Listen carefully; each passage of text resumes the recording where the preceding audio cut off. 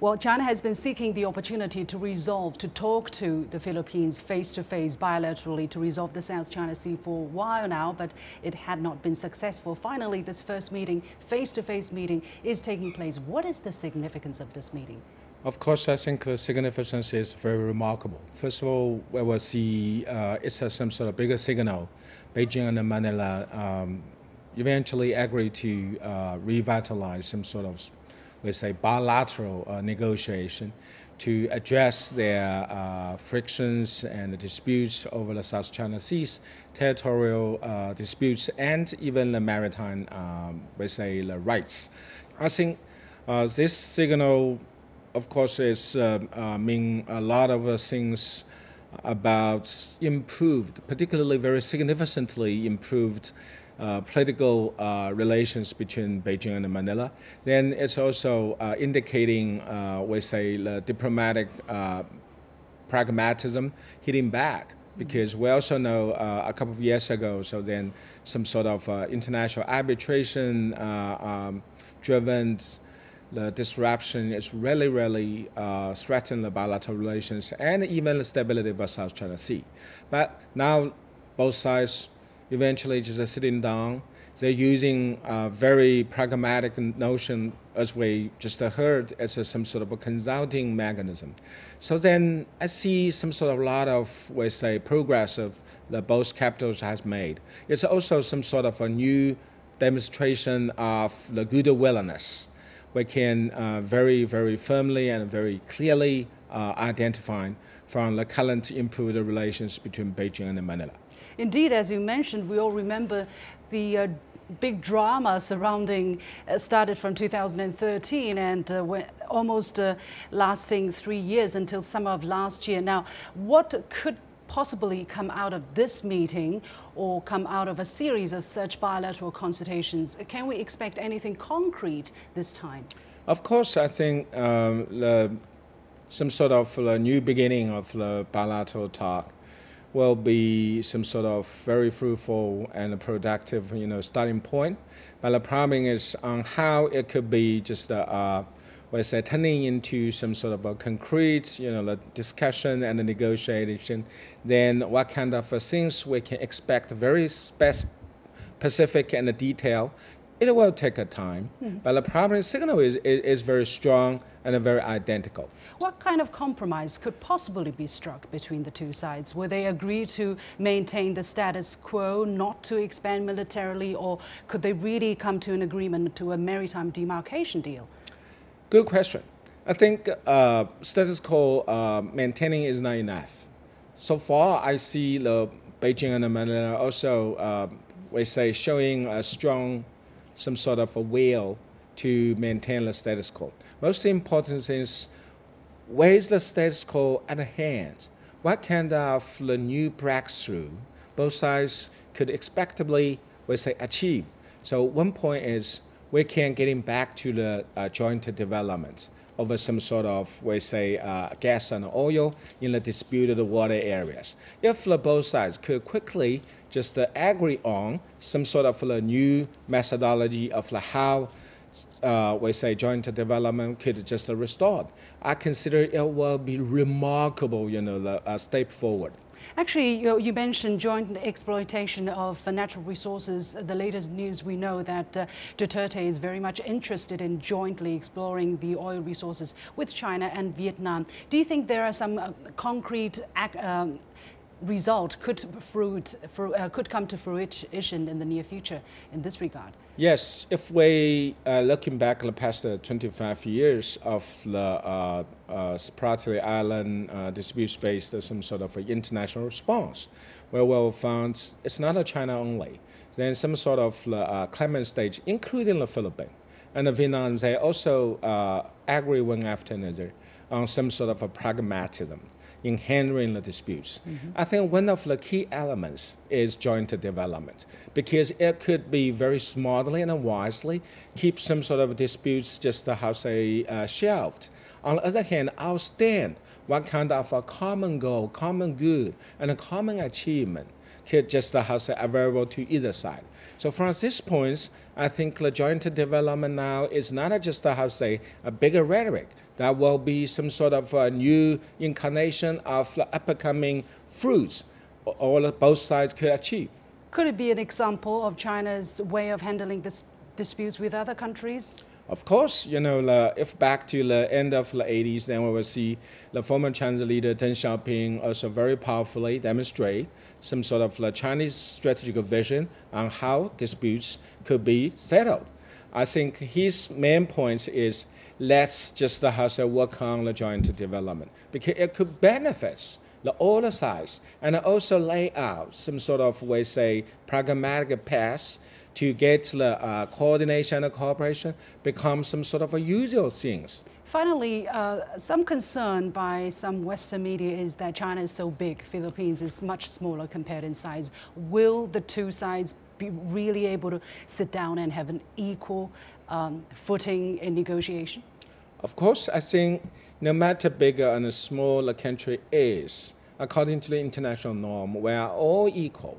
We are all at the same footprint to claim according to the international law. So from this point, I think China is fully respect the Philippines as a sovereign state. So both of us could own some sort of a very equal the position to negotiate the common achievements what will be on horizon right now.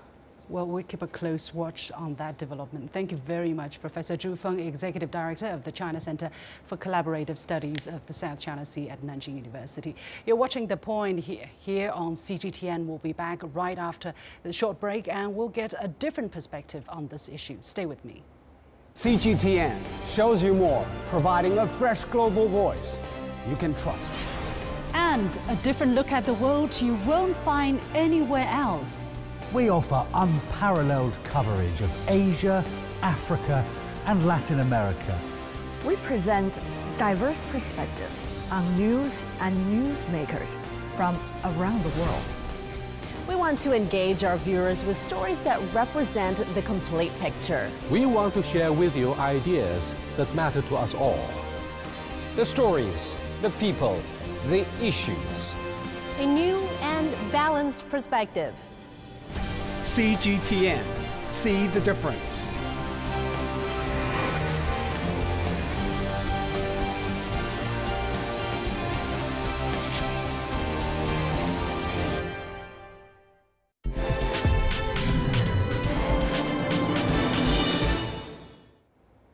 Welcome back. To get more insight on the significance of the first meeting of the bilateral consultation mechanism on the South China Sea issue between China and the Philippines, I'm also pleased to be joined in the studio by Jaime FlorCruz, professor at the School of Journalism of Peking University and also former CNN Beijing bureau chief. Jaime, thank you very much for joining me today. Now, what do you think has driven the Philippine President Duterte to change or to let's say, adjust the policy of his predecessor, Aquino, by agreeing to talks this time?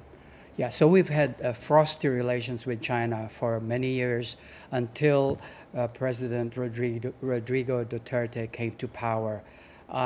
His view is very simple. War is not an option. War with China is not an option. We will not win. No one wins in a war. And therefore, he decided we'll take a pragmatic approach. We won the arbitral ruling over the conflicting claims over the islands in South China Sea. And so he believes, it's there. It's in the legal world right now. But in spite of that, he decided the Philippines will pursue a pragmatic relations with China, break the ice. And so he sent a special envoy here. And that started the warming up of relations.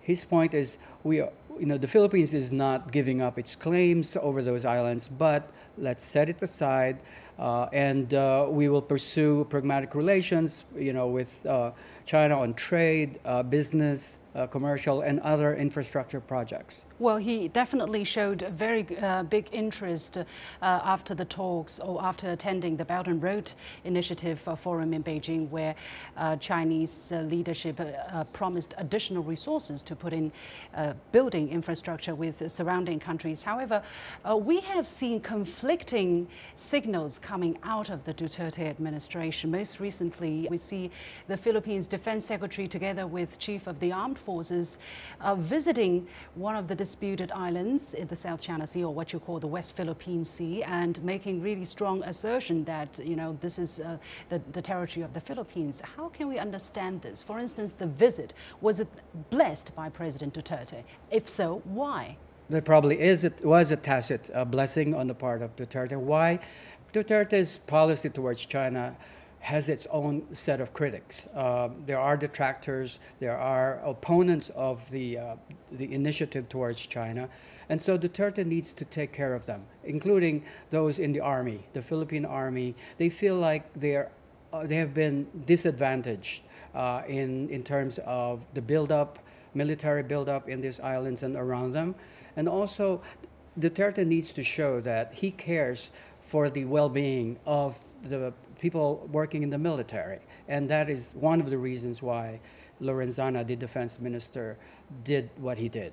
Well, what about the domestic mood, domestic public opinion on this issue? I mean, we understand that during the past few years, especially when the ruling that we talked about just came out last year, there was a lot of very dramatic voices in the Philippines demanding China to respect that ruling. What is the public opinion at this moment? In the public opinion among the intellectuals, the middle class, in the media, they are critical of the current policy of President Duterte towards China. But he enjoys, wide popular support. Some 70% of the people in a recent survey show How is that possible? Well, he has projected himself as a populist president. He cares for the well-being of the people. He says he wants to bring peace and prosperity towards the people. And so the ordinary Filipinos support such a program. On China, again, I think his followers are willing to give him a chance to succeed on this front. Mm-hmm.